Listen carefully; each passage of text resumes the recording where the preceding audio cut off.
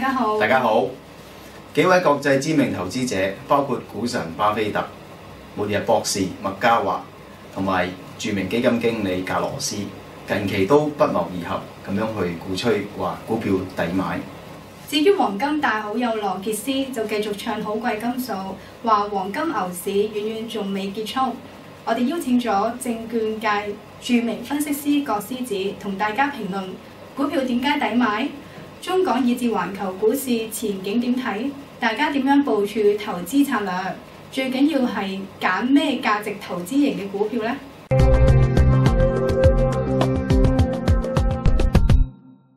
巴菲特今個月初表示，債券正處於泡沫階段，股票比債券更為便宜，係時候從債券投資回歸到股票投資之上。巴菲特仲話，投資者目前買進債券係犯咗錯誤啦，難以想像當投資者喺投資組合中可以擁有股票嘅時候，仲走去買債券。其實喺8月出版嘅《彭博市場》雜誌封面就已經披露咗著名基金經理、太平洋投資管理公司創辦人格羅斯嘅投資策略。雜誌就用大大隻字講，點解格羅斯嘅基金公司會偏好股票呢？咁格羅斯就表示啊，未來幾年如果美國聯儲局刺激經濟增長嘅計劃獲得成功，股市呢就將會成為主要嘅受益者，股票將會超越債券，成為最適合嘅投資工具。英雄所見略同，有末日博士之稱嘅麥嘉華近日喺一個論壇上話，政府持續印製太多鈔票，可能製造信貸泡沫。佢建議投資者要買股票，並拋售手上嘅現金同債券。我哋聽聽郭思治點樣睇股票嘅前景。其實環球嘅股票啊，而家呢1分鐘嘅估值咧都唔係高㗎。咁我覺得咧，既然牛市已經邁入一個牛市當中啦，或者股市嘅牛市當中咧，咁啊未來個發展咧將會咧係越嚟越好㗎啦。尤其是咧資金充裕，企業盈利開始改善，而經濟嘅復甦嘅步伐咧，亦都一步一步咁明顯。咁啊，最終咧喺一個通脹即將嚟臨之下咧，會更加刺激一個投資意欲㗎啦。所以環球嘅股市未來咧將會一步一步咁邁向另一個周期性嘅上升。我自己預計咧，可能係出年第3、第4季，或者甚至乎咧後年嘅第1、2季咧會爆發去到進入牛市嘅3期㗎啦。咁啊當然知啦，就商品價格喺嗰個時候咧，亦都會升得比較明顯㗎啦。始終嚟講咧，資金充裕咧，呢個係暫時嚟講係改變唔到嘅。尤其是利率或者喺未來嗰3到4季咧，仍然處於一個低息嘅周期，係會助長咗係經濟復甦嘅部分，亦都加快咗企業盈利咧進一步向上增長嘅。郭 Sir 對股市前景就睇高一線啦，邊啲板塊又會特別睇高呢？聽下佢點講。好明顯啦，就好似而家美國咧，就最大問題就話嗰個增長嘅部分都仲係比較慢啊。咁啊，加上咧低收入人士咧，暫時嚟講都分享唔到經濟復甦所帶嚟嘅嗰個好處啊。所以奧巴馬政府咧需要第2輪嘅量化寬鬆貨幣政策啦。咁啊，預計咧未來咧，我自己睇咧就喺經濟逐步復甦之下咧，落後於大市多時嘅航運股咧，呢個板塊應該都開始稍為漸入佳境㗎啦。尤其是集裝箱同埋乾散貨嘅業務啦。咁啊，當然知啦，就地產股咧，我自己覺得咧，始終咧都係中流砥柱嚟㗎啦。尤其是住嘅需求仲係咁大，喺預期嘅通脹要嚟臨同埋咧資金主導之下咧。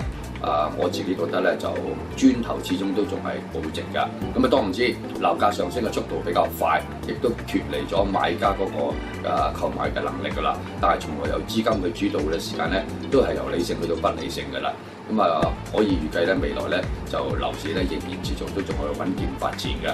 咁啊，當然知啦，一眾地產股咧，不管係香港或者內地嘅地產股咧，我相信都會受惠於周期性嘅經濟嘅復甦㗎。剩翻落嚟嘅資源股啦。咁事實上嚟講，大家都好清楚啦。一旦經濟係步入復甦之中咧，咁啊資源嘅需求一定係加大㗎啦。加上流動性資金咁強，商品市場咧一定有一個比較明顯嘅炒作㗎。咁啊，其實而家咧就已經係已經行先一步㗎啦。好明顯睇到咧，金始終嚟講咧，暫時嚟講咧，價格咧都仲係持續上升㗎。咁啊，我自己覺得咧，喺未來一段時期咧，不論股票或者商品咧，都會係受到資金鏈所受帶動而向前行㗎。但係你話板塊邊度嘅板塊咧？金融同埋地產咧將會係中流砥柱，其餘咧就係例如資源類嘅股份咧，我覺得咧都會係受到一啲炒作嘅資金去帶動㗎。剩翻落嚟航運股咧，呢個板塊咧其實沉寂咗多時嘅啦。咁我相信咧喺下個週末上升咧，呢個板塊應該係逐漸走到谷底嘅。巴菲特一直強調要嚴格選取價值投資型股票。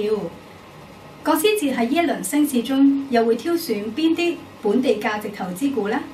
所謂價值投資咧，當然要睇嗰個企業嘅盈利嘅前景啦，同埋嗰個投資嘅價值啦。咁我覺得咧，就作為內地最大嘅電信商啦，中移動啦，咁雖然係步伐比較慢啲，有少少公用股嘅個效應，但係咧我自己覺得咧，就流動性資金強啦，而且咧就中移動咧每年嘅現金流成過千億，收執2000幾億嘅人民幣，咁就3厘幾嘅息啦，股息啦，咁其實咧好適合一個中線嘅持有噶。咁另外一隻咧就比較大家咧就比較保守少少嘅，就我覺得咧就係中人壽啦。咁收執3000幾億人民幣。咁事實上嚟講，今中期業績咧就睇得到咧，佢嗰個投資收益係比較少嘅，尤其是咧喺 A 股表現比較係疲弱嘅情況之下咧，過去1年度咧業績都係強差人意。但係問題就係話咧，未來1年咧，我自己個人睇咧 ，A 股嗰個走勢咧，將會咧由谷底咧逐漸咧漸入佳境㗎啦。咁可以預計咧，中人壽未來嘅投資收益咧，將會係比較增長比較明顯㗎。咁另外咧就仲有中資銀行股啦，咁佢係經濟逐步向好嘅百業之母嚟㗎嘛，咁冇可能唔受惠㗎。嚴格嚟講，我覺得咧就中移動啦、中人壽啦，同埋幾隻中資銀行股，當然之包括農行啦，都可以咧係中線甚至乎中長線少少去持有嘅。咁當然知啦，匯豐銀行咧其實而家呢個股價咧仍然都仲係扣上80幾蚊啦。但係作為恒指成分股嘅其中一隻最重磅嘅藍籌咧，唔可能唔受惠㗎啦。加上咧歐洲嘅債務雖然咧就問題都仲係嚴重啦，咁業務咧暫時嚟講咧都係前景唔係少少唔明朗啦。但係北美同埋亞太區呢方面咧係發展得相當好嘅，所以匯豐亦都係一隻適宜中線或者中長線少少去持有嘅股份。近幾個月，美國、歐洲同日本為防止經濟下滑，繼續實行寬鬆嘅貨幣政策。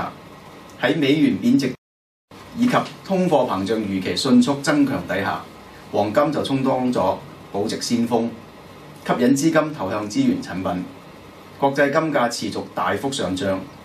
對於金價前景，兩位國際投資大師羅傑斯同埋索羅斯竟然係打對台喎。索羅斯就警告黃金終極泡沫已經出現，但羅傑斯就繼續睇升，認為金市嘅大牛市遠遠仲未結束，未來5年至10年間，金價有望突破每盎司2000美金。郭思哲又企喺邊邊呢？大家睇睇歷史啦，就我諗30年前當其時喺高通脹之下咧，金價即係當時金價曾經升到上800幾蚊一盎司㗎。咁當然知啦，呢個夾雜咗啲投機炒賣啊。其實同呢一次有冇啲唔同咧？所唔同嘅地方就係呢一次嘅資金咧係由政府掟出嚟嘅。咁當然知啦，經濟嘅勢頭仍處復甦之中，暫時嚟講都冇話見到明顯嘅一個大幅度改善啦。但係正係因為流動性資金咁強，大家都預期咧將來嗰個經濟一旦復甦咧，嗰個經濟嘅熱點咧就開始逐步係熾熱㗎啦。因為要引發個通脹嘅，抗拒通脹其實有好多嘢，包括樓市黃金。但係傳統智慧咧就黃金咧都有具備抗通脹同埋抗風險嘅嗰個投資價值啦。加上咧就好似國家嘅儲備啦，都要增添黃金或者希望攞黃金嚟做多啲嘅儲備啦，所以個需求仍然仲好大，尤其是係中國啦同埋印度嫁娶消費都需要到㗎，所以長期嚟講金價係有實質嘅需求㗎。咁我自己覺得呢一陣升到上去或者1500、1600蚊咧，可能技術上真係需要消化一下，因為始終中期嘅升浪已經累積咗唔少嘅升幅㗎啦。但係長期少少要強調一樣嘢，將流動性資金咁強，引發個經濟逐步復甦，從而咧帶出個通脹咧。咁面對通脹，黃金係一個好有傳統抗通脹嘅一個投資嘅價值嘅一個商品嚟㗎。咁事實上而家咧已經有啲偷步先行去買㗎啦。因為預期黃金價格去到2000蚊一盎司咧，其實都唔會係太難嘅一件事。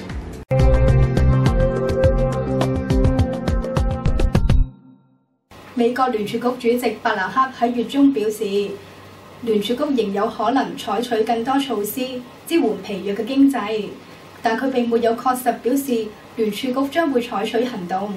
聯儲局9月會議記錄嘅顯示，可能不久後向市場大量注入低成本資金。聯儲局副主席耶倫提醒，寬鬆貨幣政策及低息持續可能引致金融市場泡沫化、槓桿過度嘅風險，似乎不太支持第二輪量化寬鬆貨幣措施。美國9月份非農業就業職位大量減少咗95,000個，遠遠多過市場預期嘅減少5,000個，亦都係大過8月份修正後嘅57,000個減幅嘅。